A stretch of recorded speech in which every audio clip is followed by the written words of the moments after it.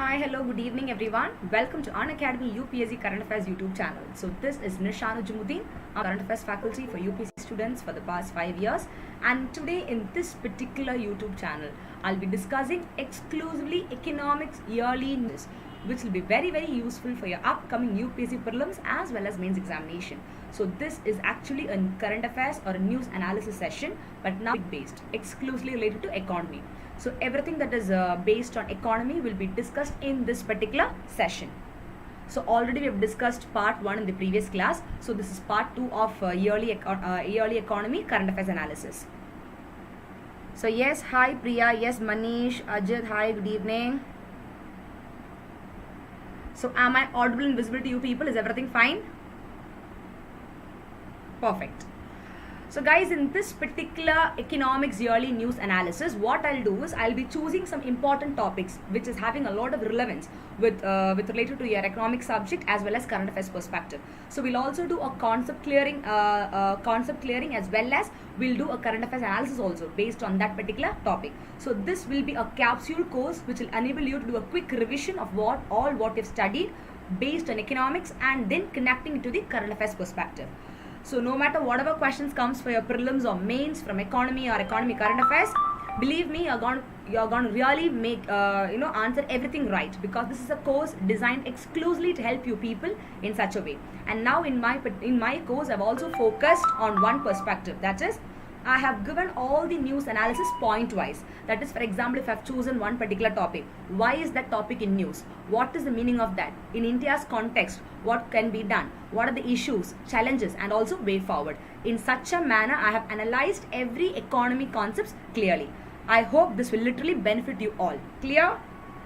So yes, to begin with guys, as you all know, daily 5 p.m. That is for the month of May. If you see 5 p.m. to 5:30 p.m. It will be a 30 minutes session guys, exclusively based on economy 1 year current affairs analysis. Okay? And apart from that guys, you can also follow me via various platforms for all my courses. And now I have a Telegram channel and a group, and the name of that is Nisha Nujumudeen at Unacademy for UPSC. So all my sessions, be it Unacademy Plus platform, free class or YouTube channel, the link of that will be shared there. It is given here, and my schedule is also given here guys for YouTube, Unacademy paid platform, and also free class. You can just go through that. Okay? Below the description box as well, the details are given. And this is the schedule of my Unacademy free special class every Saturday, Sunday 6 p.m. on MCQ series, and every Monday to Friday 6 p.m. to 8 p.m. on Unacademy Plus platform, which is the paid platform guys. I'll be doing 1500 MCQ series with a weekly test and doubt clearing session. So you all can just go through. And those who want to get a discount for the Unacademy Plus subscription, you can very well go for my referral code. That is Nisha Nujumudeen, Nisha.Nujumudeen or Nisha YT10. Okay, this is my referral code. Any of the referral codes you can use and get a discount of 10%. Clear? Perfect. So yes guys, we're going to start with the session. So here it begins. So the first topic of today's session based on economy current affairs analysis is relaxing labor laws. So this is the topic that I've chosen for today's discussion. So now we are going to see in what context this particular labor laws is connected in the current affairs perspective. So now, what is the issue guys with regard to relaxing labor laws, which you saw in the newspapers, be it your Hindu, the Indian Express, the Live Mint or the Economic Times? I have taken from all those sources and made it into a short and capsule course. Okay? So now, as far as the labor law is concerned, the issue is that if you see some state governments, what do? Recently, they made some decisions to go for some important or significant changes in the application of labor law. We all know that labor law is very important for our economy, right? Because every one of us work. So now the protection of our interests, rights, all these things are very important. So labor laws consist of all these perspectives. So some changes were made by the state government in the application of what? Labor laws. That is why the heading is given as relaxing, matlab giving some liberty to this labor laws. And now, when some changes were brought about by the state government, what happens? They brought such kind of changes just because they want to incentivize the economic activity of our Indian economy soon after the lockdown. We know that this lockdown has literally put down our Indian economy to a greater depression, right? In fact, it's not greater depression, but then we are going to that perspective. If this lockdown is not improving, or if it is not getting shut down very soon, automatically the economy will move down to a phase of recession. that is slowing down of economic activity. At the end of the day, everything will come to a nutshell.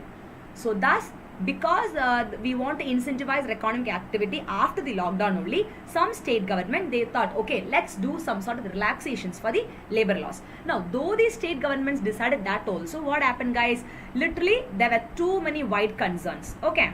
Now, let's see what are those wide concerns as well. So, in that context or issue only, I have taken this particular topic.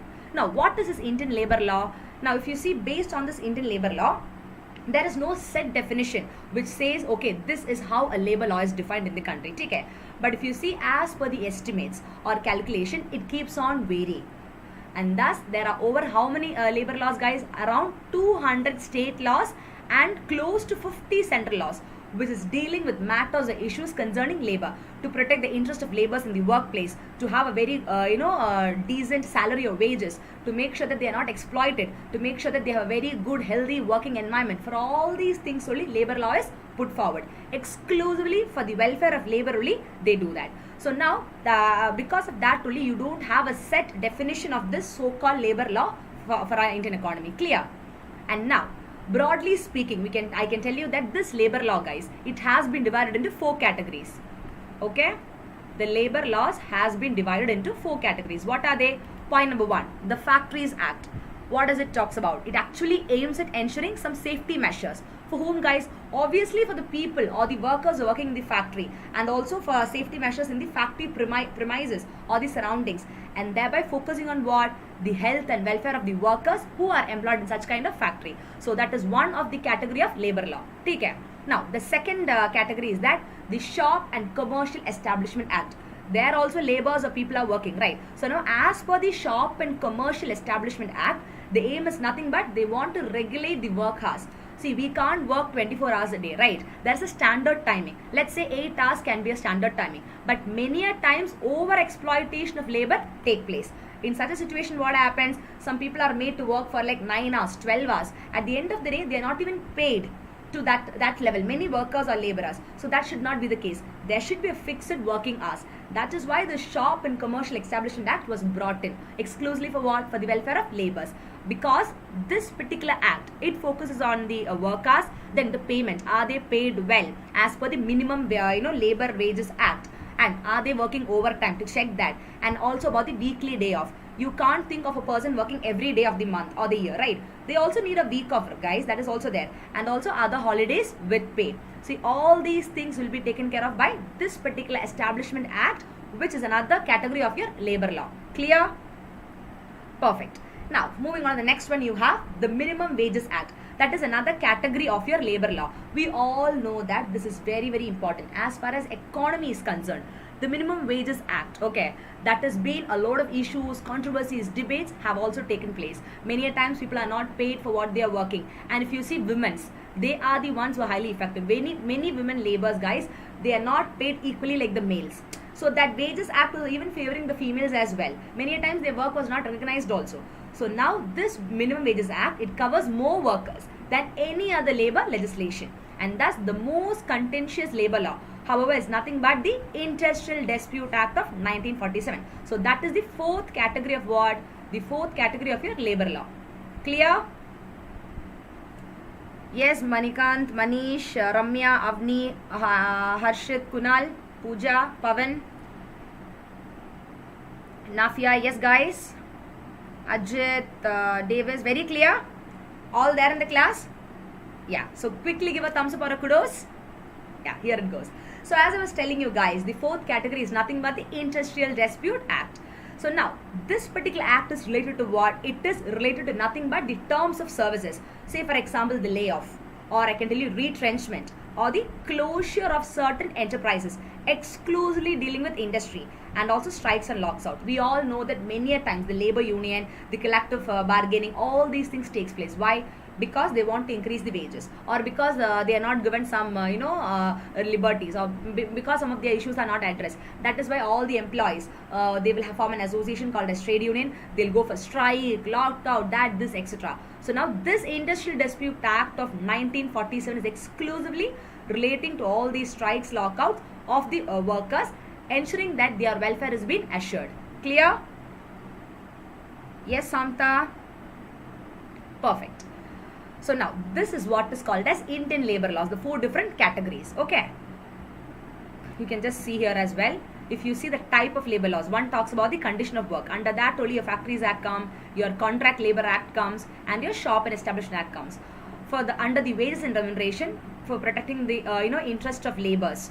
Okay, 2 acts were put forward. What were that? One was the Minimum Wages Act and Payment of Wages Act. And now for the social security of these laborers, again some acts was put forward. What are they? Employment Provident Fund Act, because they need to get the PF as well. And then you had the Workers' Compensation Act and Employees State Insurance Act. All these are coming under economics. Okay? And these are basically what for the welfare of the labor as a whole.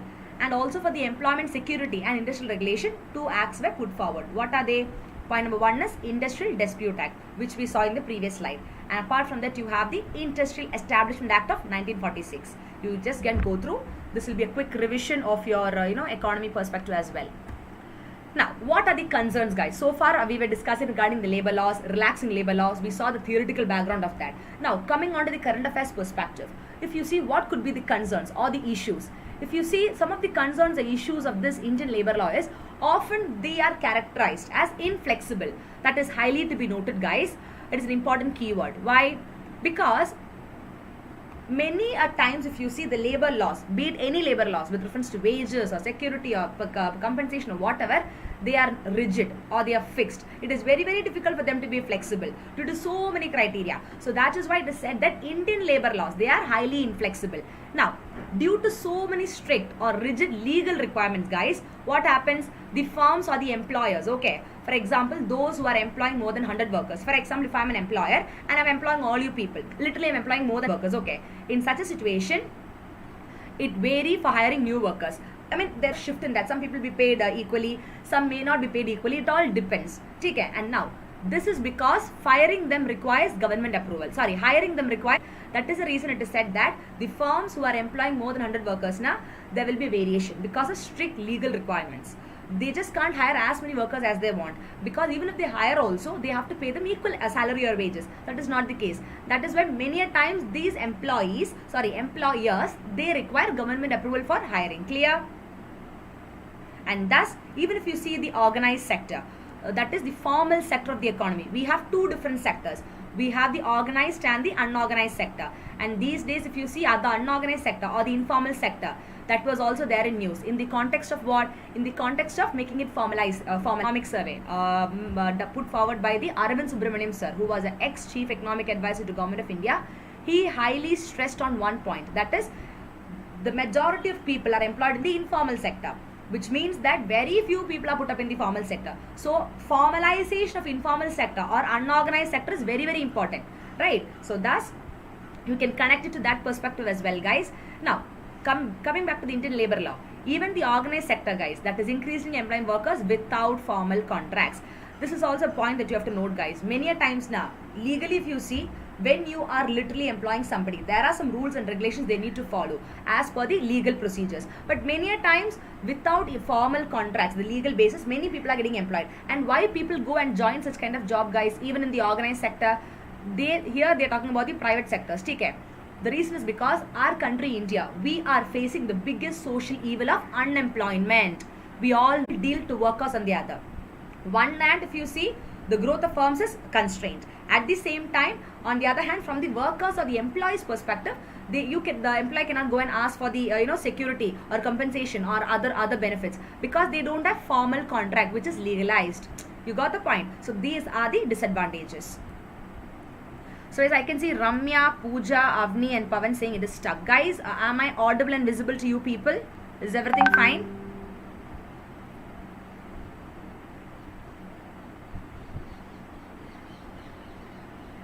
Okay, perfect. I hope the explanation is also clear. Okay. So now, these are the concerns of the Indian labor laws. Take care. Now, apart from that, another concern of the Indian labor law is that why did the state government decide to relax its labor law is because there are too many laws, guys, which are often complicated. Unnecessarily, they have been complicated, guys, and not effectively implemented. So what happens when too many complications come? Obviously, there will not be any effective laws to be implemented. At the end of the day, it leads to what? It leads to the foundation for corruption and rent seeking. So now the factor called corruption, another keyword is that, guys, that is on the rise, because too many laws. When too many laws comes, a lot of confusions, chaos or complications happen. Now implementation process becomes very, very difficult. At the end of the day, they are paving path for what? For corruption to increase. And thus I can tell you that with fewer and easier to follow labor laws, these firms will be able to expand more. To put in simple terms, when the labor laws are less and whatever laws are there, they are followed or implemented in the most appropriate manner, it will be easy for these firms or the employers to employ these people. Thus, these firms will be able to expand and contract depending on market condition. Otherwise, what happens? Too many laws, like 1, 2, 3, like that, confusions. At the end of the day, the result is negligible. Matlab, you can't expect a high efficiency. So it's better to have fewer and very restricted and in fact very valid labor laws. Clear? Perfect. And now, apart from that, guys, another reason for relaxing labor law is, as I told you before in the previous slide, formalization of informal sector or unorganized sector is on the rise. That is also focus of government. If you see, also the resulting formalization of this unorganized or informal workers, what happens? That will also help the workers because they will start getting better salaries or wages, and also what? Certain social security benefits. That is also another important advantage of this, relaxing of labor laws. Did you understand? So the whole point is there is no need of having 2 to 3 or let's say 50 to 100 labor laws. Rather, let's make it only 20 now or 15, which makes your process very easier. And also it will benefit both the employees, that is the workers, as well as the firms or the very fine. Don't you think so, guys? That's a good initiative as well. And now, at present, guys, if you see 90%, oh my God, look at the percentage. 90% of Indian workers, they are a part of which sector? The unorganized. That is the sole reason why Aravind Subramaniam sir, who was the chief economic advisor before, he said that it is very, very important to do a formalization of the, and even for your UPSC mains examination, even in the previous year I've told you, kindly focus on this question. Formalization of informal sector, comment on this statement. You can get a question like that. So kindly learn this topic from your mains perspective as well as prelims perspective. Very perfect. Now, moving on to the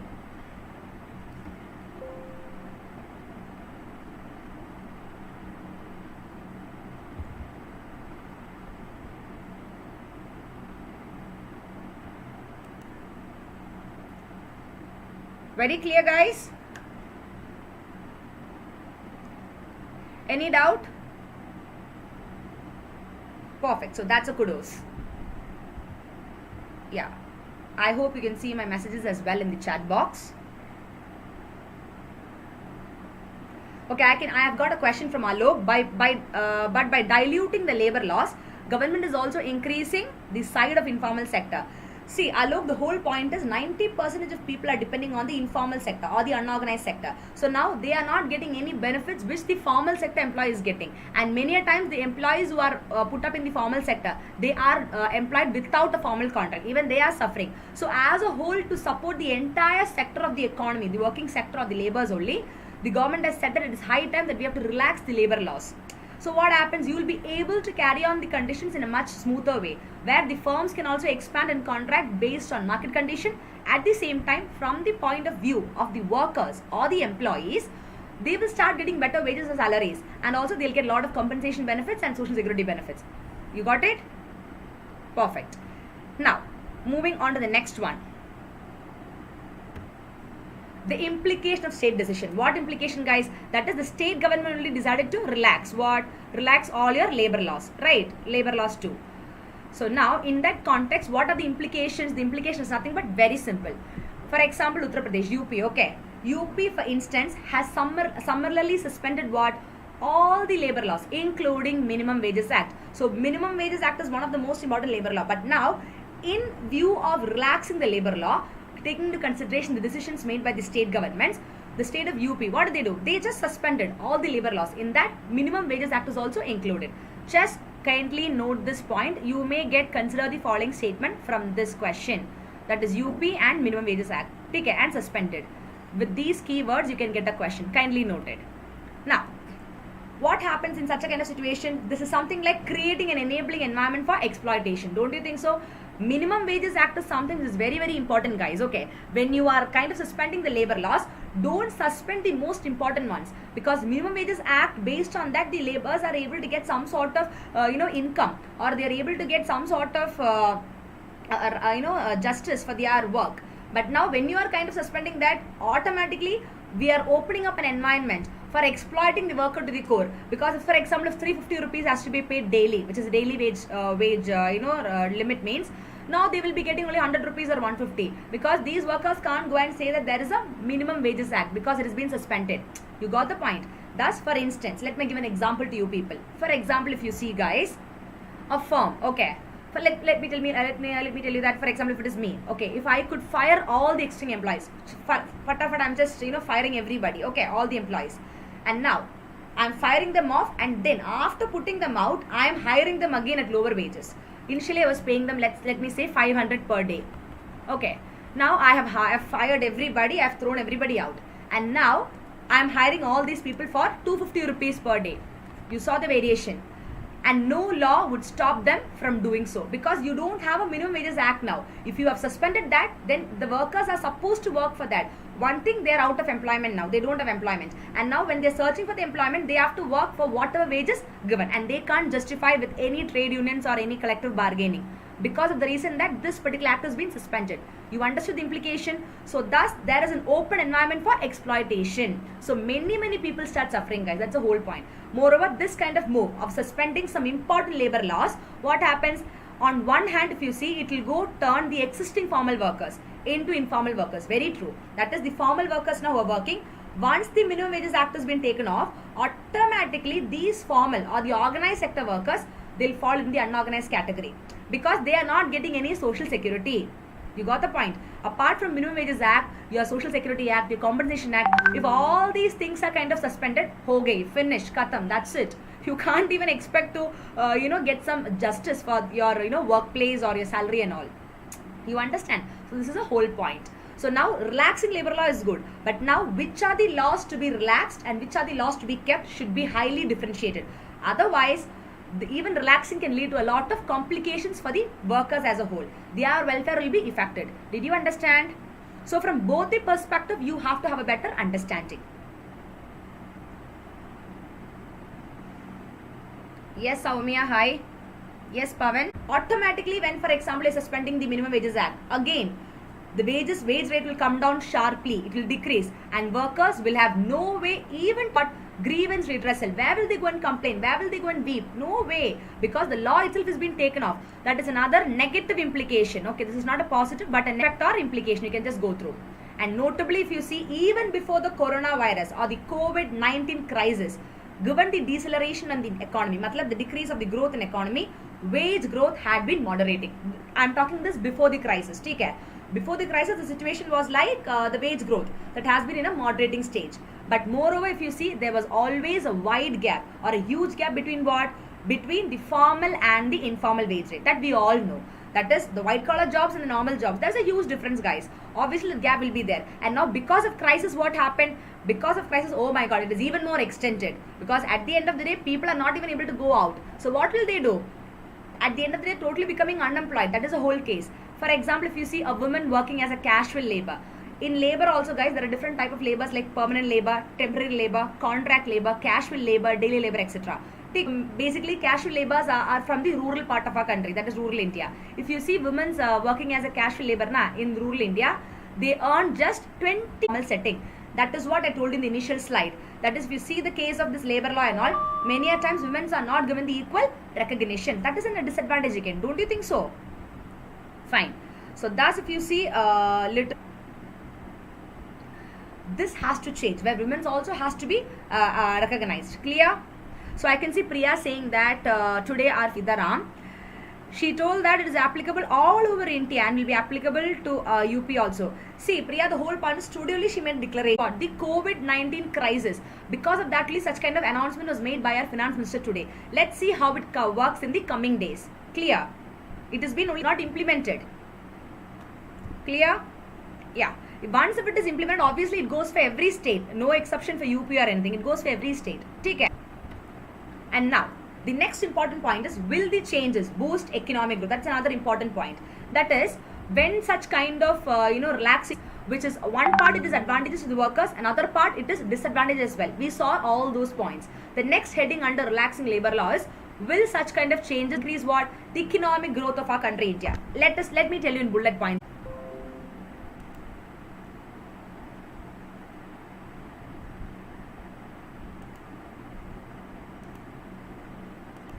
Is everything fine? I could see Avni, Pooja, Ramya, I think stuck. I think it is fine now. Can you just check? I think it is fine.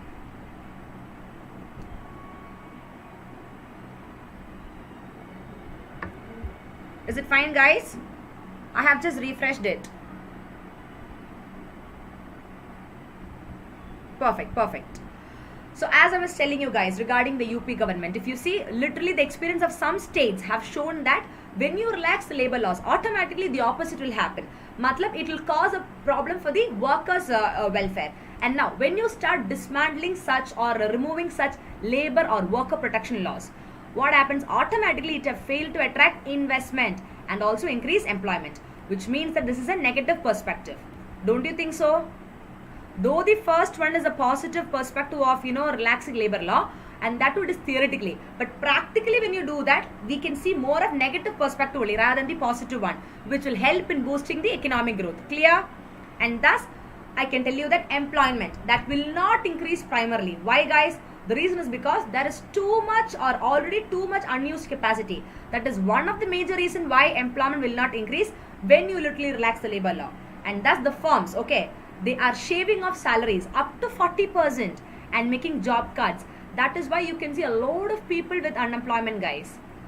And many a times now people are getting employed, but they are not what do I say, they are not employed in this with the salary that they deserve also. Because of no other go, they are just working for what they get. That is a whole scenario. Clear? Thus the overall demand that have fallen, and so the firms are not likely to employ or hire more employees right now, which means that they do not want more employees. Again, one more thing is there, guys. These firms, now the modern technology or the ultra technology have also replaced human resource or human labor, I can tell you. That is, initially there were 10 laborers in one particular factory. Because of the introduction of 2 new machineries, there is a need of only 3 to 4 people. So remaining 6 people are getting out of the job. You got the point. That is also a case now. So that is one scenario what I'm telling. So because of the relaxing labor law, again, the employers need not hire more employees because the demand has come down, and thus the work has what happened, that moved, and thus the resulting fall in wages or decrease in wages will only further depress the overall demand in the economy. At the end of the day, the overall demand in the economy comes down with respect to labors. Clear? So do you think these changes will boost economic growth? Definitely no. If the workers are not at ease or comfort, automatically how can it boost the economic growth? Practically. Did you understand? Perfect. And thus, what should have been done? So we have seen the relaxing labor law. We have seen the theoretical part of it. We have seen what happens when this has been implemented by the state government. What is a concern for our country, India? And also we saw, will the changes boost economic growth? We saw theoretically how it benefits and practically how it is affecting negatively. And now the next thing is way forward, or what should be done in such a kind of situation. This will be useful for your mains examination perspective as well, under the point suggestive measures or suggestive remedies. Okay. Now, what should have been done, guys? Now, instead of relaxing labor law, these states, what they should do, they should have strived for ensuring more people. That is, they should have made a point that, okay, are these people are unemployed having jobs? Then they should have allowed 2 shifts of 8 hours each. That could have been a practical solution, guys. Okay, a practical solution where people's employment is also not going. At the end of the day, new people are also able to get job because the work is divided into 2 shifts of 8 hours each. Did you understand? And also the firm is also able to earn profit because when 2 shift people are working, automatically the efficiency output is increasing, right? That is another point. The second point is, what should have been done instead of relaxing such labor law is that the government should have partnered with the industry. That is a secondary sector of the economy, and allocated how many percentage of GDP, and allocated 3 or let's say 5% of gross domestic product towards sharing the wage burden. That is also another important remedy that they could have done. The next thing is, when they do such kind of thing, when the government is partnering with the industry in contribution to the GDP, in ensuring relax in its burden, automatically it will ensure the health of laborers or the workers, instead of creating what exploitative conditions for them. Because of relaxing labor law, automatically they are vulnerable to such kind of exploitations, right? So instead of they were doing such kind of thing, the government would have taken some action, means automatically the exploitation of labor would have been reduced, and we would have taken care of the welfare of laborers or workers to the utmost way. Clear? And thus, if this COVID-19, this pandemic situation, if that is hitting the labor class, what happens, guys? We all know that literally the entire economy, that will take a hit, and this the government should take into account. And that is what today, if you see in this speech given by Nirmala Sitharaman ma'am, also the finance minister, even she said the same thing, right? Many things. Literally the middle class people, they are going to suffer the most, because the poor people, of course, we know what is their condition. Now the middle class people, even without a proper job, without being able to go out, without any sort of relaxations, automatically their standard of living comes down. At the end of the day, the entire economy will be shook like anything, right? So a lot more has to be done to overcome this situation as well, taking into consideration the current economic scenario as well. Clear? Perfect. So it's a 30-minute session, guys. I thought of taking one more topic, but since this was a little big topic, I have to finish it here anyways. So thank you so much, my dear students. I hope you really understood relaxing labor law topic to the in the most effective manner. So any doubts, guys? So thank you so much, and see you all tomorrow again at 5 p.m. to 5:30 p.m.